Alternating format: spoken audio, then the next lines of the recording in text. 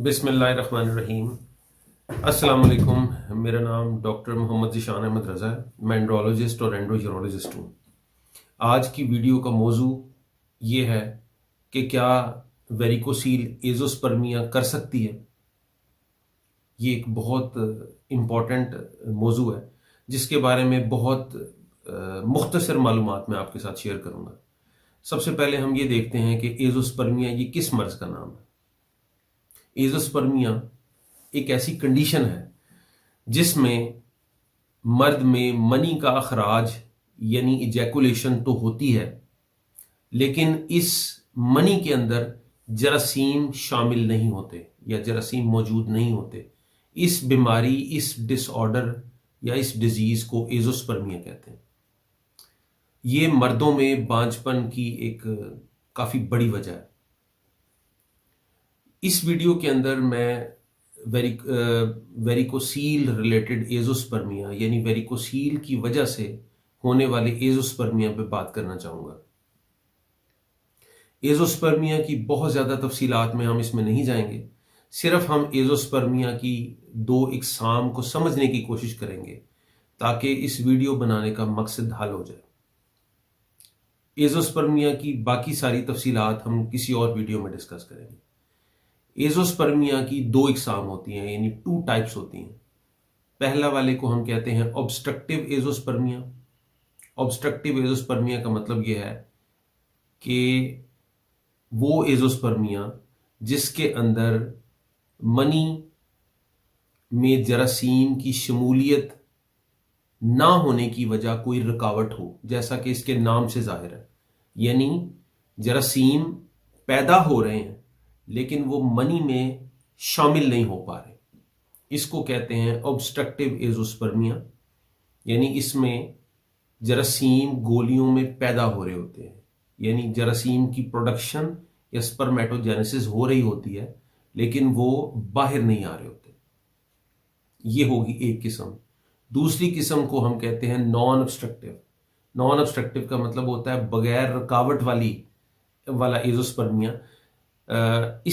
इसको non obstructive की वजूहात ये होती हैं कि गोलियों में कोई ऐसा मर्ज यानी कोई वायरल इन्फेक्शन, वेरिकोसील, कोई मौरूसी बीमारी या किसी दवाई के ज़ेरे असर गोलियों में जरासीम बनाने की सलाहियत बतदरीज कम होते होते ख़त्म हो चुकी हो।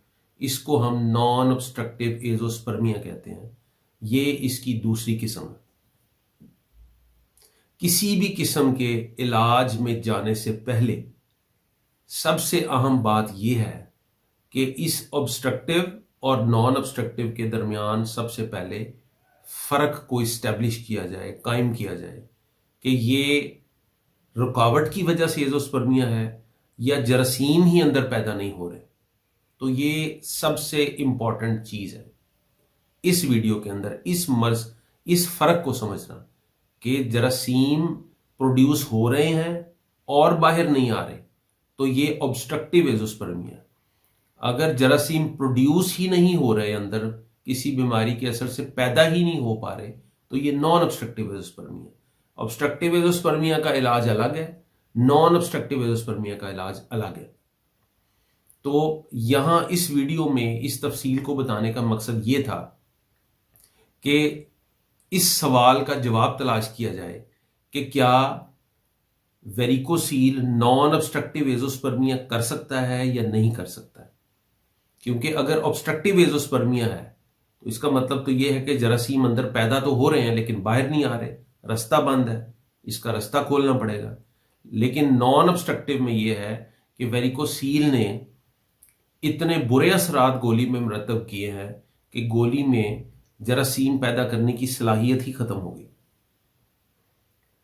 15-20 साल पहले अगर जाएं तो जो तहकीकी साइंसदान हैं, जो डॉक्टर्स हैं, वो इस चीज़ पे कोई वसूख से बात नहीं कर सकते थे कि नॉन ऑब्स्ट्रक्टिव एज़ोस्पर्मिया की वजह वेरिकोसील है या हो सकती है।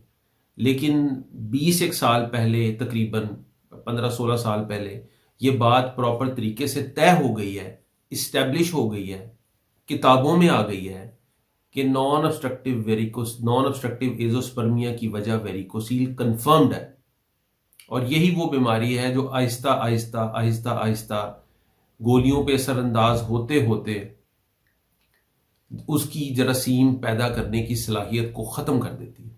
अब इसमें कोई शक बाकी नहीं रहा कि हाई ग्रेड वेरिकोसील यानी वेरिकोसील ग्रेड 2 या ग्रेड 3 अगर बहुत अरसे तक चलती रहे तो वो नॉन ऑब्स्ट्रक्टिव एजोस्पर्मिया कर सकती है। अब इसमें कोई शक बाकी नहीं रहा। यहां तक तो बात अब तय हो गई, इस्टेब्लिश हो गई। अब इससे आगे जो इस सवाल को उठाने का और इस वीडियो को बनाने का मकसद था वो ये था, वो एक ये तहरीक थी कि पिछले हफ्ते मेरे पास 2 ऐसे केसेस आए जिसमें एजोस्पर्मिया भी था और वेरिकोसील भी थी, और उन दोनों मरीजों का वेरिकोसील का ऑपरेशन हो चुका था। अब यहां एक सवाल उभरता है कि अगर ये जो 2 मरीज आए थे जिसमें एजोस्पर्मिया भी था, जिसमें वेरिकोसील भी थी, तो इसमें जब ये बात इस्टेब्लिश हो चुकी है, कंफर्म हो चुकी है कि वेरिकोसील एजोस्पर्मिया कर सकती है, तो फिर इन मरीजों के अंदर वेरिकोसील का ऑपरेशन करने में क्या कबाहत थी, मतलब क्या प्रॉब्लम थी? इसका जवाब इस चीज के अंदर मौजूद है जो मैंने वीडियो के पिछले हिस्से में अर्ज किया है कि जब भी कोई मरीज एजोस्पर्मिया और वेरिकोसील के साथ आए तो सबसे पहले ये फर्क इस्टेब्लिश करना होता है कि ये किस किस्म का एजोस्पर्मिया है।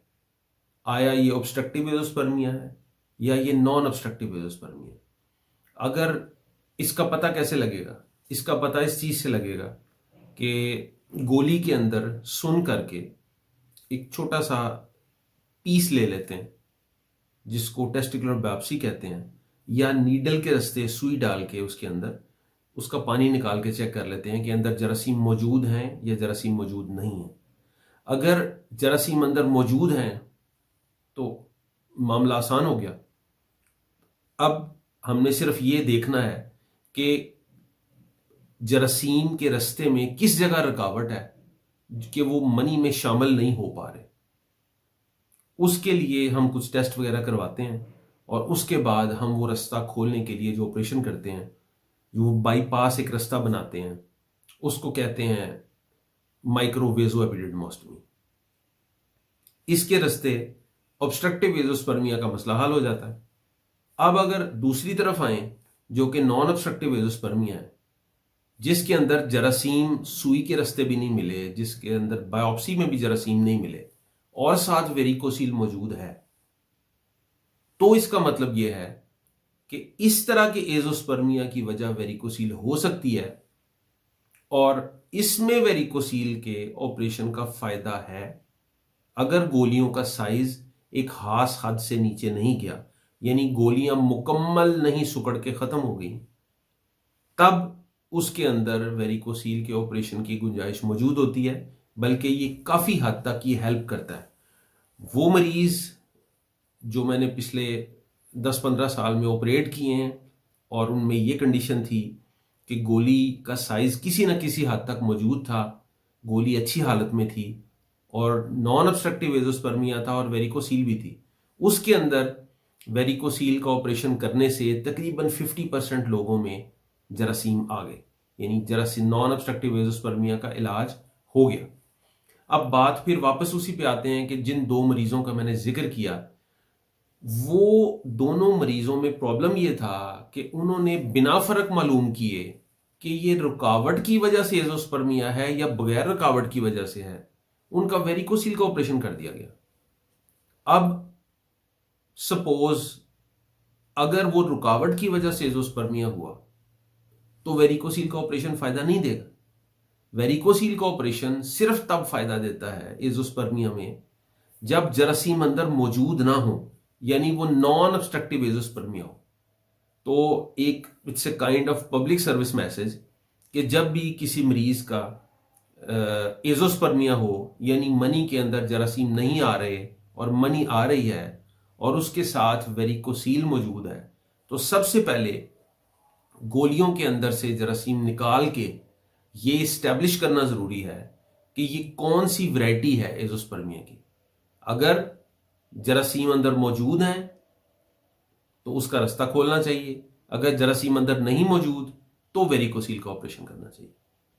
इस वीडियो के लिए इतना ही। उम्मीद है कि आप उस मैसेज को मैं आप तक डिलीवर कर पाया हूँ कि आगे आपका इससे आपका पैसा और वक्त दोनों बच सकते हैं। So thank you very much. इस वीडियो के लिए इतना ही। नेक्स्ट वीडियो में किसी और मौजू के साथ आपकी खिदमत में ज़रूर गोश गुजार करेंगे। शुक्रिया। वस्सलाम।